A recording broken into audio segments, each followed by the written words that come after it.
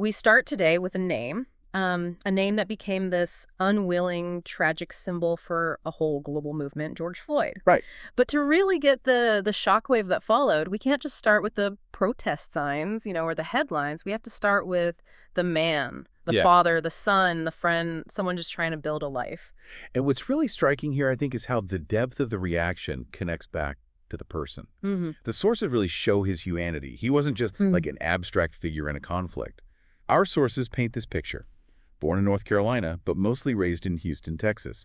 Known as Big Floyd, tall guy, but gentle, people said. Involved in his community, his church. Exactly. And that NPR source, it really highlights this pursuit of a better life. Yeah. Like so many people, he moved, went to Minneapolis, Minnesota, looking for, well, a fresh start, a clean slate, found work as a security guard. And people who knew him, they talked about his calm demeanor, said he was deeply loved by his family and community.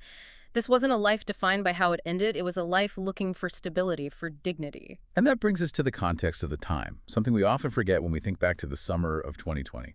This was May. The whole world, George Floyd included, the officers involved, Yeah. everyone was dealing with the huge kind of suffocating reality of the COVID-19 pandemic. Yeah, that's such a vital connection to make. Think about the atmosphere then. Lockdowns, right? Routine shattered, massive economic anxiety, just this layer of stress and uncertainty on everything. Yeah, unprecedented levels. Businesses closed, people out of work, public patience, for everyone, citizens, law enforcement. It was stretched so thin. That anxiety was like dry kindling, just waiting for a spark. Precisely. The baseline tension was already through the roof. And our mission today, really, is to trace that line, that profound, tragic arc. How one single, seemingly minor event on a street corner became this undeniable visual proof of systemic failures. We're looking at the catalyst for what sources call the largest racial justice movement in history, something that forced this global reckoning, challenging policing, prejudice, power structures everywhere. So we're tracing the shift from a personal tragedy to this universal moral dilemma. We're going from a $20 bill in South Minneapolis to demands for deep systemic change echoing from, Oakland all the way to Berlin. Okay, let's move to the day itself, May 25th, 2020. And here's where just the ordinary setting clashes so violently with the massive weight of what happened. We're at Cup Foods, a corner grocery store, South Minneapolis. Right, and the sources, BBC News, Washington Post, they really ground us in the specific trigger, which, when you look at it alone, just makes the tragedy feel surreal. The whole thing kicked off because an employee thought George Floyd might have used a counterfeit $20 bill. A $20 bill. That's single suspicion. A low-level, nonviolent thing. That's what set the stage. It's a detail that, when you really think about it, it just underscores the horrifying fragility of things. Yeah. How quickly a simple issue, something easily resolved maybe, can just spiral. Especially when policing protocols, maybe implicit bias, power dynamics, when they all intersect in a volatile situation. Well, the initial police response, it came from that complaint, sure, should have been routine, you'd think. Officers arrived, found George Floyd in his car parked nearby. Sources say they first approached the car, ordered him to move. But things escalated fast, moved beyond just the money suspicion. George Floyd was forcibly removed from the car. Okay, this is where we need to slow down a bit. Focus on how it escalated. Because that's a key part of the systemic failure the sources seem to point to. The jump from investigating, low-level fraud to a full physical confrontation that needs questioning. Was there some immediate threat? Did it need to escalate that fast? The sources suggest it was immediate and brutal, focused on containment, not de-escalation, which says a lot about maybe the police training protocols at the time. And the sheer speed of it is fascinating in a grim way. If you look at standard police procedure, training usually emphasizes de-escalation, especially for nonviolent misdemeanors. So the decision to immediately go to physical restraint, moving him from the car to the pavement, that suggests a systemic breakdown right there. A failure in applying the right level of force. That's kind of the first hinge point, isn't it? Where a minor incident starts becoming irreversible. And this brings us to the critical difference, the thing that maybe separated this from so many other incidents before. What happened next wasn't hidden, not in some dark alley, not inside a station. It was on a busy street corner, broad daylight, and crucially captured by multiple bystanders on their phones, all at the same time. That is such a crucial distinction. It completely changes the game for police accountability, historically speaking. We're talking about smartphone cameras being everywhere now. In the past, the story often depended solely on the official police report. which could be selective, self-serving maybe, or just grainy security footage. But here, the documentation was decentralized, citizen-led, high definition, comprehensive. The world was watching, in real time, through the eyes of ordinary people, people who saw what was happening and understood the severity, the moral horror of it. This decentralized record, it wasn't just evidence for a trial down the road, it was the immediate, unfiltered basis for the moral dilemma that would sweep the globe. It bypassed the official narrative right from the start. Yeah, and if you connect that to the bigger picture, those bystanders held the power of immediate witness. They refused to let it be sanitized or hidden. Their presence, the fact they were recording, it added this immediate tangible tension. They were actively pleading with the officers. They understood the gravity long before the official system even registered the death.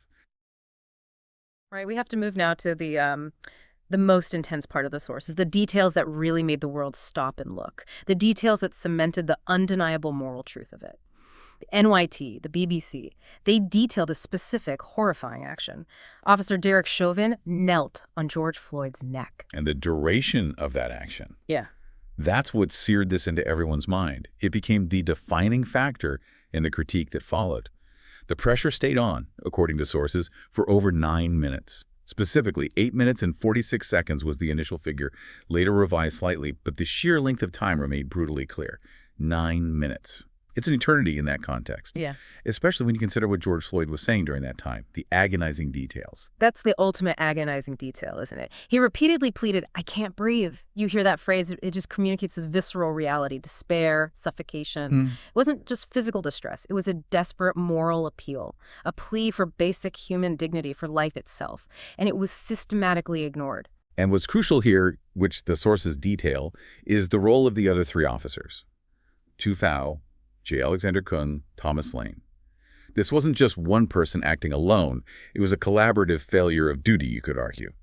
Kung and Lane helped restrain George Floyd. Thao stood guard, basically holding back the crowd that was getting more and more frantic. The systemic critique has to include that failure of the other officers to step in. That's a core part of police training. The duty to intervene. Yes, the failure to intervene. The sources hammer this point. Despite the crowd growing, people desperately pleading for them to do something, yelling at them, begging them to check his pulse, just let him up. Yeah. The pressure stayed on. The officers didn't relent. The pleas from the community just dismissed, ignored for those entire 9 minutes. This refusal to acknowledge human suffering, even while being filmed, it became this visual indictment of the whole system. That failure to intervene, plus the duration, plus the specific placement of the knee, it resulted in the outcome we all know. George Floyd losing consciousness, them finally checking and not finding a pulse, and ultimately his death right there at the scene. The confrontation ended, but the consequences, the release of that global tension that was just starting. Which brings us right to the power of visual evidence. Why this specific tragedy hit so differently, so globally? Connecting this back, the sources emphasize how the raw, unfiltered footage spread like wildfire. Social media. Yeah. That speed, that immediacy, that's key. It allowed for this instantaneous, shared global trauma. Think about the sociological impact there. It was different because it showed it all. Those agonizing final moments, frame by frame, unedited. There was no room left for ambiguity, no way to hide behind reports claiming he resisted or things happened too fast to process. People watched a slow, public, deliberate killing. That's how many saw it. For millions, that footage wasn't just news. It was visual confirmation of something they already felt existed, an underlying structure of injustice. Right. It turned the abstract idea of systemic racism into something concrete, something you could watch minute by agonizing minute. The speed it spread meant it couldn't be contained as just a local matter. It immediately became, and this is quoting the source material, a visual testament to a systemic problem. It forced that difficult conversation. Is this just a few bad apples, or is the whole orchard, toxic? And the sources, looking at the reaction, they strongly suggest the latter. This immediate visual evidence meant the debate shifted. It wasn't just about if the force was excessive anymore. It became about why. Why did the institutional framework allow for this lack of humanity, this lack of accountability, this training failure to end in a death over a suspected fake $20 bill? The moral urgency was instantly established, and it was shared globally. So the tension release cycle here is just huge. The tension builds over those 9 minutes, and then it just explodes into immediate, massive, global action, proving that shared visual trauma created this shared global moral mandate. The NYT source makes it really clear. The outrage wasn't just Minneapolis, not even just the U.S. It was immediate. It was global, spanning continents, demographics. The scale of the reaction is, frankly, astonishing. Millions poured into the streets. To really grasp it, you have to compare it to other historical movements, like the Civil Rights Movement in the 60s, profoundly impactful, obviously. But communication, mobilization, it was more limited, regionally, temporally. George Floyd's death sparked a movement that jumped borders almost instantly, thanks to social media, thanks to that shared footage. This wasn't just a localized protest, it was truly global. Yeah, the geographic reach is what leads the sources to call it the largest racial justice movement in history.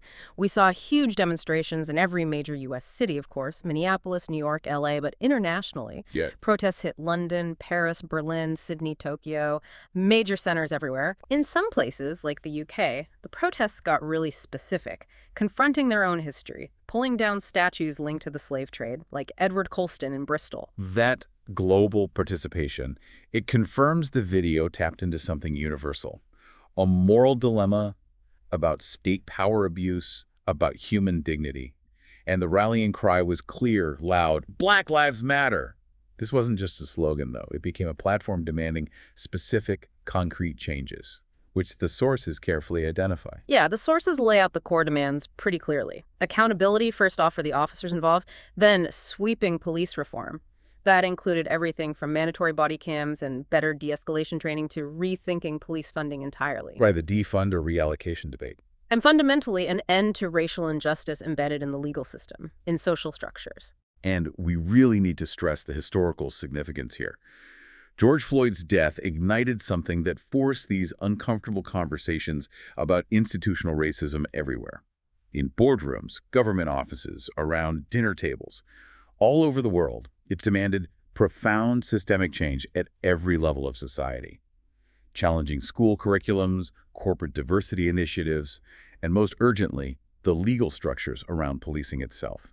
What's fascinating is how that global pressure pushed the system towards this moment of legal accountability, something that had been historically pretty rare. The CNN source confirms the outcome. Officer Derek Chauvin was tried, found guilty of the murder of George Floyd. And this brings us to a crucial point for understanding systemic change. To really feel the weight of that verdict, you have to recognize the huge legal hurdles usually involved in prosecuting police officers in the U.S. Our sources talk about the doctrine of qualified immunity. That's a big factor. Okay, let's just quickly unpack that term. Qualified immunity. It's basically a legal doctrine shielding government officials, police included, from liability in civil suits, unless their actions violate clearly established rights.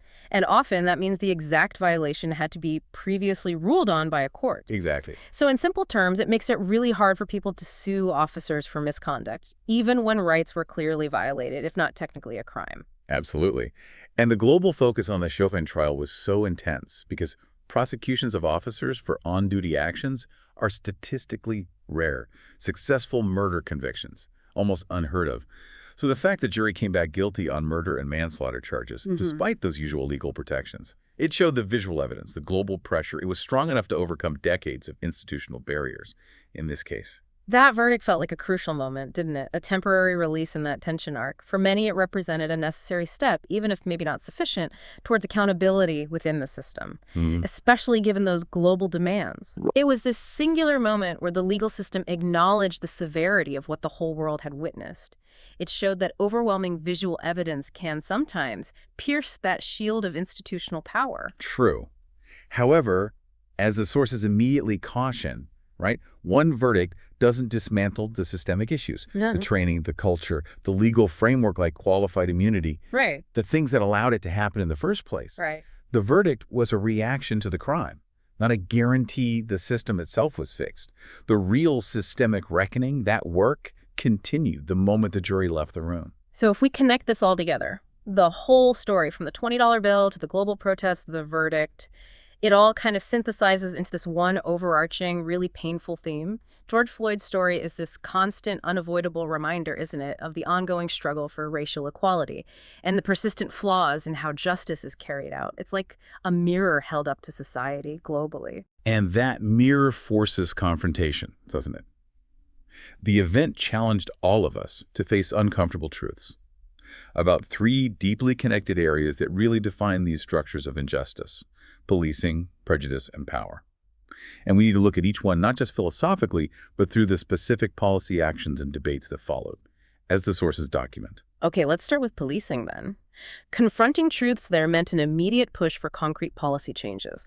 Sources detail local efforts, Minneapolis, other cities, banning specific restraints like chokeholds, mandating more de-escalation training. Right. But the deeper, more controversial debate was around funding, that movement to reallocate police budgets toward community services, the whole defund the police conversation. And that debate over funding, that really gets to the heart of a systemic reckoning.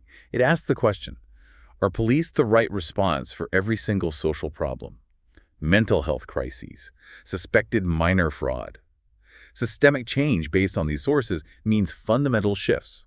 How communities interact with law enforcement, reducing reliance on armed officers for nonviolent issues, demanding more community oversight, like civilian review boards, strengthening them where they exist. Then there's prejudice. The sources suggest we have to confront these deep-seated, often unconscious biases, how they might influence interactions, how a minor suspicion escalates fatally based on race. The push for widespread implicit bias training in law enforcement became a huge policy focus after this. And it's not just about labeling individuals as racist, it's about how those biases get embedded or implicitly accepted within the institutions themselves, leading to things like disproportionate enforcement. And that leads right into the structure of power itself, maybe the hardest truth to confront. Systemic change means addressing that power imbalance, the one that allowed an officer to ignore the pleas of a person and a whole crowd for over 9 minutes. Yeah. This led directly to legislative pushes, state level, federal level, trying to fundamentally reform or even get rid of qualified immunity. That debate over qualified immunity, that's where the rubber really meets the road on accountability, isn't it? Sources confirm, after Floyd's killing, tons of bills were introduced across the country trying to strip officers of that broad shield. The core demand was redefining power, how it's checked, who's protected by the system, making sure officers are actually legally liable for terrible misconduct. So the legacy of George Floyd is really that this work, the legislative pushes, the cultural confrontation, the policy changes, it's ongoing, and it's hard. It's a slow, grinding process, translating that intense moral outrage into lasting institutional reform. The global protest was like the sudden collective moral decision. But the lasting legacy is the continued political fight, the societal struggle, to actually implement those systemic changes people demanded. So what does this all mean for you? As we reflect on George Floyd's legacy, it asks, what essential steps do we need to take, individually, collectively, to truly ensure justice and dignity for everyone? That really is the engagement bait, isn't it? The final thought that needs to linger. It shifts the conversation from just reporting history to taking active responsibility. Do systemic changes only happen through these massive, reactive global movements? Or can we sustain them through consistent individual action, policy engagement? For example, the sources push us to ask, are we supporting local civilian review boards? Are we tracking legislation on use of force, on qualified immunity? Are we continually challenging biases in our own communities? It's like the moral homework from this moment, understanding that the system, that intersection of policing, prejudice, power, allowed a $20 bill to lead to a death on the street. It means we have to stay vigilant, active in dismantling those structures that still give impunity to the powerful. Absolutely. And the final thought that stays with me is the profound, maybe unexpected, power of documentation in the 21st century. Think about the whole sweep of this story.